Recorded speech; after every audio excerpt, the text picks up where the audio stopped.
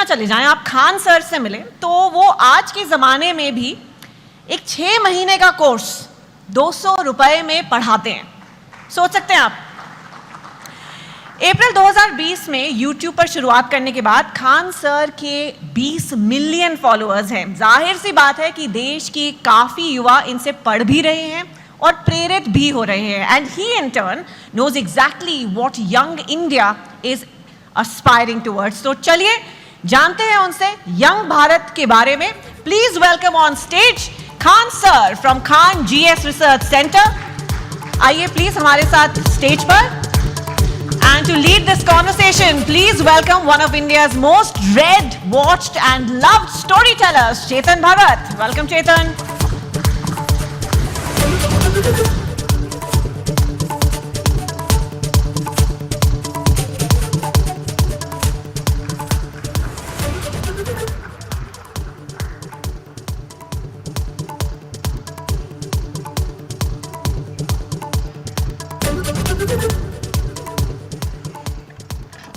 Khan sir, बहुत ही अच्छा लगा आपको देख के।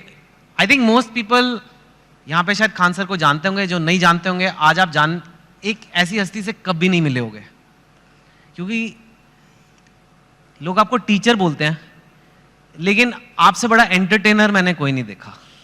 सर नहीं, सीरियसली ये नहीं समझ में आता है कि एजुकेशन इतना इंटरेस्टिंग चीज है, लोग इसको कैसे बोरिंग बना सकते हैं। तो पढ़ाई को इतना इंटरेस्टिंग बना दे कि लोग इसके सिवा कहीं हटना ही ना चाहे। हाँ, and before we get into the interview, मतलब मैं आपको बोलूं इनके वीडियोस बड़े इंटरेस्टिंग होते हैं, वो बात और होती है, but let me show you the master at work. ठीक है, कोई सबसे बोरिंग सब्जेक्ट ले लेते हैं, ठीक है, फिजिक्स, उसमें कोई टॉपिक मैं याद कर रहा हूं अपने IIT के दिन, इलेक्ट्रिक करंट अगर किसी को समझाना है बच्चे को, बिहार में हो, वो कहीं पे भी हो सकता है, और जिसको ज़्यादा नॉलेज नहीं है, इलेक्ट्रिक करंट क्या होता है, कैसे होता है, वोल्टेज वगैरह 3-4 मिनट में अगर समझाना है, तो अगर मैं आपको बोलूँ इलेक्ट्रिक करंट का चैप्टर पढ़ना है, बोलोगे my God such A boring text book. अब हम खान सर को कहते हैं इलेक्ट्रिक करंट। सर देखिए, हम लोग को जो पढ़ाना होता है तो उसमें एक एक्सपेक्ट ये भी होता है कि लड़कों को एग्जाम में पास करके एग्जैक्ट नंबर भी देना है, तो हमें उस एग्जाम के पॉइंट ऑफ व्यू तक पहुंचने में एक अच्छा खासा टाइम लगता है। लेकिन समस्या क्या आ जाती है कि हमारे सामने बच्चा जो पढ़ के आ रहा है, जो गांव से आ रहा है, तो कई ऐसे गवर्नमेंट स्कूल या फिर ऐसे जगहों से वो पढ़ के आ रहा है कि जिसका स्टैंडर्ड एकदम मतलब हम एवरेज से भी नीचे समझ जाते हैं। तो सबसे पहले तो चैलेंज हो जाता है उसको ऊपर लेके आना वहां तक। तो एक इलेक्ट्रिक करंट जैसे आप बोले वहां पे, तो लड़के जब शुरू में आते हैं तो उनको ये नहीं समझ में आता कि एम्पियर क्या चीज है, वोल्टेज में अंतर क्या नहीं समझ पाते, तो उनको समझाना काफी चैलेंजिंग हो जाता है। तो वही एक छोटा मोटा कि हम लोग ये समझते कि जब हम लोग पढ़ते थे तो हमारे दोस्त हमें अच्छे से समझा देते थे, और वो देहाती भाषा में समझाते थे, और टीचर लोग एक स्टैंडर्ड फॉलो करने लगते थे। तो हमें ऐसा लगता था कि मेरा दोस्त ही ज्यादा जानकार है लेकिन ऐसा नहीं है कि टीचर के पास नॉलेज रहता था, बट बताते नहीं थे। तो हम लोग के पास जब लड़के आते हैं इलेक्ट्रिक करंट के लिए, तो उसको क्या समझाएगा आदमी कि एक इलेक्ट्रॉन एक छोटा सा पार्टिकल होता है, वो कितनी ज्यादा आ रहा है, कितना ज्यादा आ रहा है, वो संख्या में दिख रहा है, कितनी भीड़ आ रही है, वो भीड़ उसके लिए एम्पियर हो गई, कितनी भीड़ आ रही है, और किस प्रेशर से भीड़ आ रही है वो उसके लिए वोल्टेज हो गया। अगर 220 वोल्ट है तो उसका प्रेशर अलग, 440 है तो उसका प्रेशर अलग। तो जहां भी हम लोग भीड़ से निकलते हैं तो क्या चीज होती है, दो ही चीजें होती हैं, भीड़ कितनी है और किस स्पीड से निकल रही है। तो जितनी ज्यादा में भीड़ है वो उसका एम्पियर हो गया, जिस प्रेशर से निकल रही है वो उसके लिए वोल्टेज हो गया, जितना ज्यादा होगा वो। तो इससे क्या होता है ना कि लड़के को पहले समझ में आता है कि नहीं वो रिलेट कहाँ करना है, फिर धीरे धीरे तो वो चीजें उसको एग्जाम तक तो पहुंच ही जाएगा, लेकिन उसको अपने पास हौसला ना खो दे शुरुआत में ही, इसलिए उसके एक फ्रेंड की तरफ बताना जरूरी होता है। ठीक है, यू सॉ और मैंने तो वो वीडियो देखा है आपका इलेक्ट्रिक करंट का, उसमें तो अभी तो आप फिर भी उसमें और भी हैं कि 440 वॉट का झटका लगा तेरे छूने से। वो एक्चुअली गाना था तो हमने उसी पे कोरिलेट कर दिया, क्योंकि लड़के आजकल ना गाना वाना बड़ा सुनते रहते हैं सब आजकल, तो हमें लगा कि यहीं से इन लोगों को, मतलब हम ये नहीं कहते हैं कि तुम अलग से टाइम निकालो, बट जिस चीजों को वो देख रहा है, जिसके सराउंडिंग्स में वो रह रहा है, उसमें हर जगह पढ़ाई छुपी हुई है, हम क्यों ना उसको उसी से कोरिलेट कर दें। टंगस्टन का आपने बताया कि लाल हो जाता है, वो दो लोग लड़ रहे हैं, जरा वो भी बताइए। वो जैसे लड़कों सब आते हैं सब, तो उनको ये समझ में नहीं है, फिजिक्स ना एक तो कुछ ऐसे होते हैं दिमाग में लेके चले जाते हैं, भैया ये तो मेरे लिए बना ही नहीं है। ऐसा नहीं है। हमारा कोशिश ये रहता है कि एक मजदूर जो है, अगर मजदूरी करके आ रहा है, उसने पढ़ाई नहीं किया है, फिर भी उसको अगर क्वांटम फिजिक्स समझा दिया जाए, ये होती है टीचिंग वहां पे, ताकि आपका बैकग्राउंड से कोई मतलब नहीं हो। हम जो टॉपिक अभी पढ़ रहे हैं यहां तक समझ में आए। टंगस्टन जैसे आप बोले थे यहाँ पे, तो लड़कों लोग को प्रॉब्लम हो रहा था, तो हमने बस उन सबको यही बताया कि जैसे आप लोगों को गुस्सा लगता है, तो अलग अलग तरीके से कोई गुस्सा होता है। कि कोई गुस्सा होगा तो गालियां देने लगता है, कोई एक दो हाथ लगाने लगता है, कोई सरापने लगता है कि तुम्हारा ये हो जाए वो हो जाए वहां पे। उसी तरह मेटल्स की अलग अलग खासियत होती है। टंगस्टन उसमें है, उसको करंट देंगे तो गुस्से से लाल हो जाएगा, इसलिए हीटर में उसको लगाते हैं। ये सॉरी, टंगस्टन देंगे तो चमकने लगता है, इसलिए बल्ब में डाल देते हैं। अलग अलग चीजें होता है। नाइक्रोम होता है, चमक के हीट देने लगता है। तो वही, वो जिस चीज को देखा है उस चीज में उसको अच्छे से समझाया जाए। मैंने आज तक ऐसा टीचर नहीं देखा सर, बट जो आप कर रहे हैं, I can't even tell you आप कितनी बड़ी सेवा कर रहे हैं हमारे देश में। जैसे आपने कहा कि एक मजदूर को भी क्वांटम फिजिक्स समझ आ जानी चाहिए, इतना बड़ा सपना लेना ही कि ये पॉसिबल भी है। क्योंकि मैंने तो जहां तक देखा, एक एलीट क्लास होती है इंडिया में, उसी को इंग्लिश मिलती है, और वो इंग्लिश जिसको मिलती है उसी को एक सर्टन टाइप ऑफ एजुकेशन मिलती है, और फिर वही और आगे बढ़ता जाता है, वही नौकरियां ले जाता है, वही टॉप पोजीशंस ले जाता है। आपने उसको तोड़ने की कोशिश किया? हमारे लाइफ का सबसे अच्छा डिसीजन था कि हमने इंग्लिश मीडियम छोड़ के हिंदी मीडियम में आ गए। आपने ये मेरी जिंदगी का सबसे अच्छा डिसीजन था। अगर हम नहीं छोड़े रहते तो कहीं कुछ भी नहीं गए रहते। क्या पढ़ रहे हैं हमें नहीं समझ में। हाँ, जरूर है कि इंग्लिश मीडियम में या फिर जो आजकल के स्टैंडर्ड है उसमें हम जितने पैसे खर्च कर रहे हैं, जितना इंफ्रास्ट्रक्चर कर रहे हैं, तो अगर हम हजारों की भीड़ अगर किसी चीज में लगाएंगे तो एक दो तो सफल होके आएंगे ही आएंगे ना। लेकिन एक ये भी तो देखिए हमने कितने उसमें लगाए और कितना आउटकम आया यहाँ पर। तो हिंदी मीडियम के आप स्कूल में, हमारे यहाँ पे एक स्कूल में हम जब पढ़ रहे थे सरकारी स्कूल में, तो ऊपर से टूट के गिर गया था छत, थोड़ा सा तो फूट गया सर यहाँ पे मेरा। अब बताइए वहां के लड़का सबको तो पहले दिखना पड़ता है कि मेरा बिल्डिंग कैसा है। तो ये सब भी तो मायने रखता है वहां पे। तो ऐसा नहीं है कि उनको जितना हम लोग अगर मोटिवेट करें, या अच्छा एक चीज और भी है, लोग सफल होने के बाद ना इंग्लिश को ज्यादा प्रीफर करने लगते हैं। तो ऐसा लगने लगता है कि इंग्लिश ही है, बहुत बड़ी भाषा ही है। ऐसा नहीं है, भाषा बाधा नहीं होनी चाहिए, खास करके एजुकेशन में। जी हाँ, बिल्कुल। आपका बचपन कैसा था? मैंने सुना है बहुत मतलब पैसे की कमी रही, ये वो, कितनी आपने गरीबी देखी है काफी। मैं जानना चाहता हूँ, क्योंकि लोगों को पता लगे कि आपके बैकग्राउंड के लोग भी कितना ऊपर गए हैं, तो इसके लिए ये बताना जरूरी है कि आपका बचपन कैसा था। अब गरीबी की हम क्या बोलें, हमने गरीबी को उतने पास से देखा है कि लोग अपनी पत्नी को उतना पास से ना देखे होंगे। लेकिन फिर भी कुछ चीजें थी, दोस्तों ने काफी हेल्प किया। वो अपने पॉकेट खर्च में से कुछ पैसे देते थे ताकि आदमी पढ़ सके यहाँ पे। तो काफी दोस्तों ने भी हेल्प किया यहाँ पर।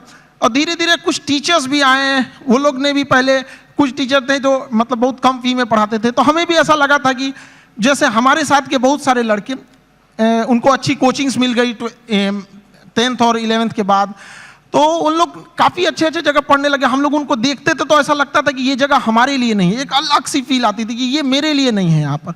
तो फिर जब हम लोग टीचिंग में आए तो हमने सोचा था कि भाई कोई भी गरीब से गरीब लड़का के लिए वो बड़े से बड़ी शिक्षा ग्रहण करने के लिए सपना देख सकता है और उसका सपना पूरा होगा। Very nice. सुना है कि आपके पास एक बार घर जाने के लिए 90 रुपए की टिकट थी, आपके पास थे नहीं 90 रुपए, 40 रुपए थे, तो इसलिए आप जा ही नहीं पाए घर। कुछ ऐसा भी कुछ हुआ था?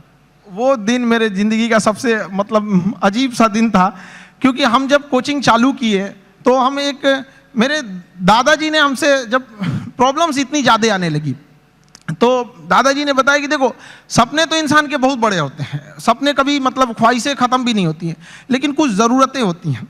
तो पहले अपनी ज़रूरतों को देख लो, फिर उसके बाद अपने सपनों के लिए आगे बढ़ना। और दादा का रोल बहुत बड़ा होता है ज़िंदगी में। एक पोता के लिए उसकी ज़िंदगी का पहला दोस्त उसका दादा होता है, और एक दादा के लिए उसकी ज़िंदगी का आखिरी दोस्त उसका पोता होता है। तो मेरे दादाजी ने एकदम दोस्त की तरह रहे उन्हें। तो सबसे पहले हमने होम ट्यूशन चालू किया, जहाँ से हम बेसिक चीज़ें निकाल सके। तो पहली बार हमने एक बच्चे को होम ट्यूशन दिया तो उसको 600 रुपये मिले वहाँ से, जिससे कुछ रूम रेंट वगैरह निकल जाए। फिर एक 800 का मिला, ऐसे मिलते मिलते गया। उसके बाद हम एक कोचिंग्स में गए पढ़ाने के लिए। तो वो कोचिंग में शुरुआत में 4-5 लड़के थे, अगले दिन 50-60 हुए, फिर धीरे धीरे बढ़ते गए। एक हफ्ते में पूरा क्लास ही चेंज हो गया। तो हम पढ़ाने लगे, कोचिंग बहुत अच्छे चलने लगी। तो उन लोगों ने कहा कि फीस आपको बढ़ाना पड़ेगा, क्योंकि पैसे तो वहीं से आएंगे आप। तो हमने फीस बढ़ाने का विरोध किया, तो उन लोगों ने कहा ऐसे नहीं होगा। तो फिर हम अपने से पढ़ाना चालू कर दिए। तो हमारी कोचिंग में क्या हुआ कि बम चल गया, बम, एक्चुअल बम वहाँ पे धड़ाधड़ गिरने लगा। हम लोग को दिमाग काम नहीं किया वहाँ पे, और क्या किए, सारी चीज़ें तहस नहस हो गई। अब हमको लगा कि अब घर जाना पड़ेगा। और घर जाने के लिए पैसे 90 रुपये चाहिए होते हैं, हमारे पास वही 40-50 रुपये थे, तो हम कहें कि अब घर भी नहीं लौट सकते हैं, यहीं रुकते हैं, शायद कोई रोक रहा है हमें। वाह, तो जहाँ 40-50 रुपए की बात थी, मैंने सुना है कि आपको अभी थोड़े दिन पहले ही किसी एजुकेशन कंपनी ने कहा कि आप हमारे साथ आ जाओ नौकरी, और इनको जॉब ऑफर मिला, यू कैन से, एक तरह से, एंड वो जॉब ऑफर था 107 करोड़ रुपए का। तो यू नो व्हेन, एक वो दिन भी आपने देखे हैं जो 40-50 रुपए नहीं है, घर जाने के दुकान बंद करके, और 100, लेकिन स्वैग देखो, आप मना कर दिया। हमने मना कर दिया है, हमको 140 करोड़ नहीं चाहिए, हमें 140 करोड़ में आप पैसे ले सकते हैं, लेकिन जो स्टूडेंट का प्यार होता है वो कभी नहीं खरीद सकते हैं। जिस दिन मेरे इंस्टीट्यूट पे बम चला था, पुलिस बाद में आई थी, अगल बगल जितने लॉज थे, जब लड़कों को पता चला था तो पूरे लड़के छाप लिए थे सबको, और पूरे ऑर्गेनाइज अगल बगल की कोचिंगें डर के मारे बंद हो गई थी, और हमारी कोचिंग बम लगने के बाद भी नेक्स्ट बैच से एज इट इज चली थी, बाकी बच्चे नीचे खड़े थे। ये 107 करोड़ में कोई नहीं खरीद सकता है। और हम जिस जगह से आए हैं, बिहार से, यहाँ का अलग ही एक स्वैग है, वो तो मुझे पता है।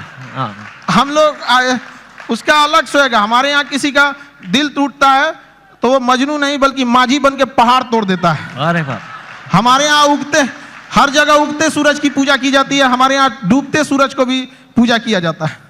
हमारे यहाँ युद्ध से पहले बुद्ध पढ़ा दिया जाता है। तो हम उस जगह से आए हैं जहाँ पे किसी को, अगर किसी को ऐसा लगेगा कि उसको दबा के उसको रास्ते से हटाया जा सकता है, तो नहीं हो सकता है वो। अरे वाह, लेकिन यू नो अभी ये ऐसा फील्ड बन गया है, कोचिंग, एजुकेशन वगैरह, जहाँ लोग बहुत, आपकी बात अलग है, लेकिन लोग बहुत पैसे बना रहे हैं, लाइक ऐसे खबरों में तो आ रहा है बहुत करोड़ों में। हमने यूपीएससी जो चालू किया, पैसा आपको मोटिवेट नहीं करता? नहीं, पैसे हमारा एक अलग सपना है। अब किसी को बोलते हैं तो उसको अजीब सा लगता है। जैसे कोई घर है, अगर वो सड़क से ज्यादा नीचे धंस गया तो टेक्नोलॉजी आ गई है, जैक लगा के उसे उठा देते थे।